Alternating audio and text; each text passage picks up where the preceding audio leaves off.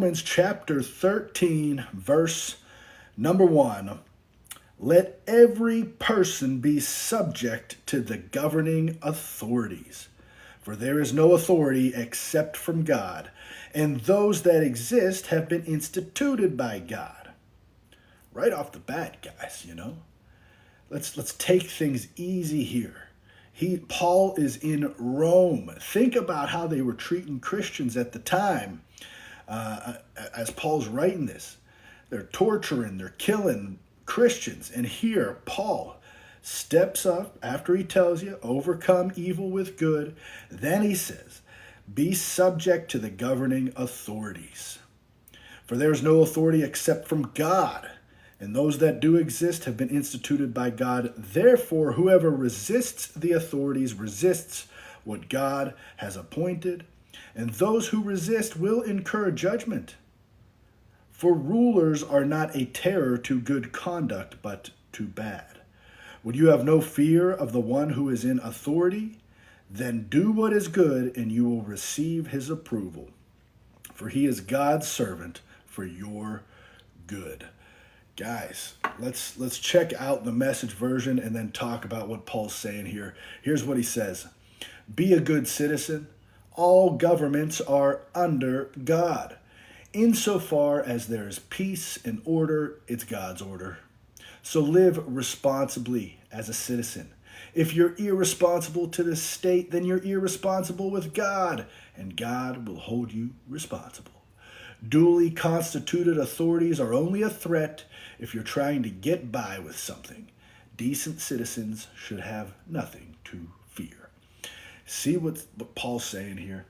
You guys look at John and even Jesus and Paul and Peter and all these guys. Look, they weren't all about overturning the government. They weren't all about some sort of uproar. He says right here, be subject to the governing authorities. Be a good citizen. There's bigger things to worry about. Our hope does not come from the government. Our hope comes from Jesus. So do your thing. Do your thing. Vote. Have your voice. Speak out. But guys, you're not trying to overturn any governmental rule or something like that. As far as it concerns you guys, you live at peace with other people. And look, if there's peace and order, it's God's order anyway. So just live responsibly as a citizen. That's it. That's all he's saying. And you got to say, okay, did Paul know what he's talking about? I think so. I think so. He is treated terribly, by the way. And it is the very government that he is speaking about, telling you to be subject to, that is treating Christians terribly. They're treating them like human torches, literally lighting the city streets with Christians. And yet here's Paul saying, hey, just be a good citizen, okay? Just to get that straight.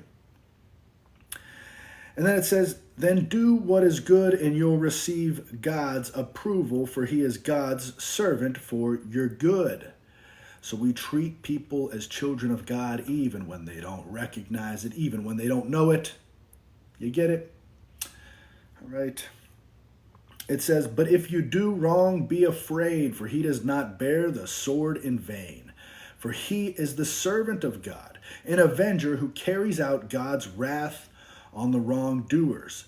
Therefore, one must be in subjection, not only to avoid God's wrath, but also for the sake of conscience.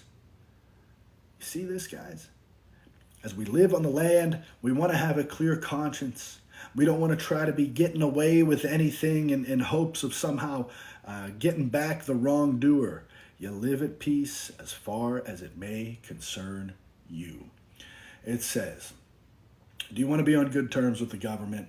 Well, be responsible and just get on with other people. If you're breaking the rules right and left, I'd watch out. The police aren't there just to be admired in their uniforms. God has an interest in keeping order, and he uses all the authorities to do it.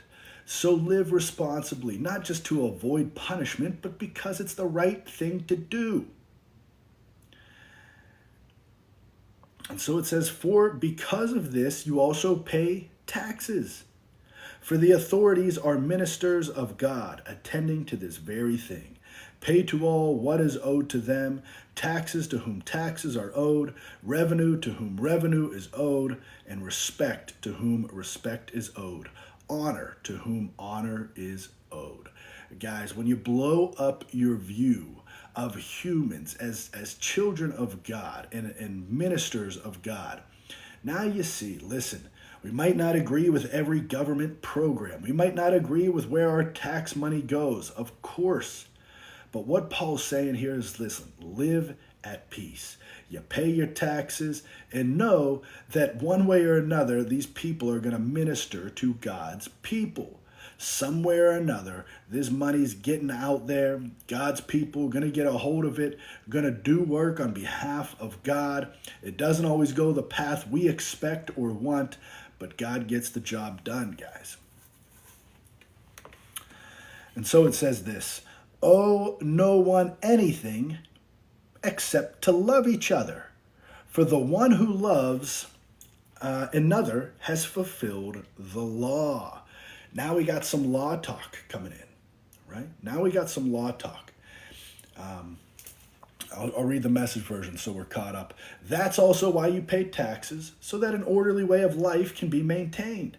Fulfill your obligation as a citizen. Pay your taxes, pay your bills, respect your leaders. Pretty simple.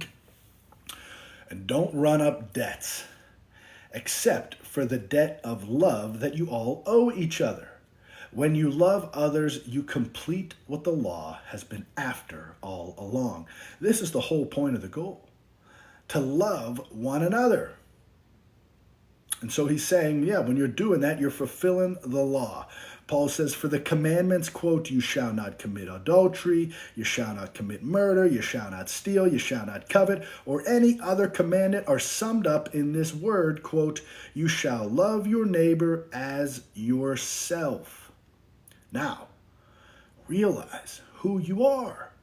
Realize, let's go back a few chapters, Romans chapter 5. All of a sudden, you've got peace with God.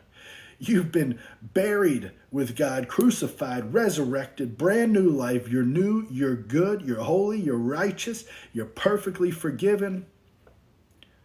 Those are good reasons to love, guys. Good reasons to love. Now you've got a brand new heart. You're obedient from the heart. And so it says, you shall love your neighbor as yourself. Love does no wrong to a neighbor. Therefore, love is the fulfilling of the law. There we go, guys. The point of it all, love. Besides this, you know the time, that the hour has come for you to wake from sleep. For salvation is nearer to us now than when we first believed. The night is far gone. The day is at hand. So let us cast off the works of darkness and put on the armor of light.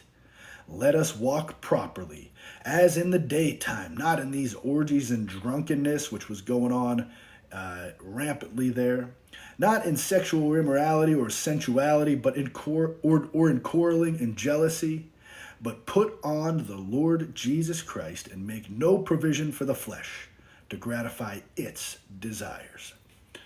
A lot to unpack there in that last one, guys, okay? So he's saying this, the hours come, salvation is closer, guys. Now we know we've been saved. It's a huge event, been born again by the Spirit, buried and resurrected. But Paul's keeping you ready, guys. Keeping you ready. It's nearer today than it was yesterday. And it's nearer tomorrow than it will be today. And it keeps on going. But remember, today is the day of salvation. And so, he's also talking about behavior amongst human beings, right? He's talking about behavior amongst each other, right? How does this play out? How does this save us? What's that like? We're growing. We're learning. The night is far gone. The day is at hand. Let us cast off the works of darkness and put on the armor of light. Think about who must be reading this. Brand new Christians, people that maybe heard the gospel for 5 minutes or 5 weeks. Who knows what it is? Paul's giving them simple instructions on life.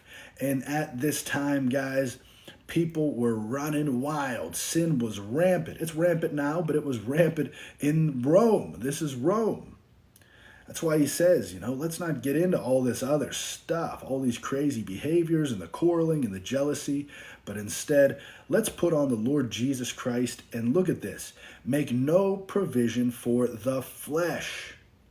Now, look at this. The flesh, darkness, its desires. It's not you. Your desires are good. You're just like Jesus. Your heart is good. You're brand new. But that flesh, that old thinking, I've heard it, stinking thinking, right? It's still around. This entity, right, that influences you. Makes you think like how you used to think before you had the Spirit leading you. Makes you think like how you used to cope and deal with things before you knew the truth. It's still there. It still affects all of us. It influences all of us. It's an influencer in this world. And it has its own desires. Paul says that right there, okay? Make no provision for the flesh to gratify its desires.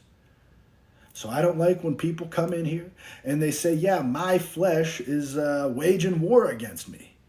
We went over this yesterday. Paul talked about it. Your body is fine. There's nothing wrong with your body. It's holy. It's acceptable. It's your living sacrifice. Your body's alive. It's good. Jesus had a body. He didn't sit there and say, man, my flesh is just waging war against me all day. The flesh, those old thinking patterns, okay? The old way we used to deal with things. It's still around. I can remember. I can think. I still got a memory. I can still choose the wrong thing. And so Paul says, put on the Lord Jesus and make no provision for the flesh to gratify its desires. And so, the Message version sums it up like this. Thank you, Misty.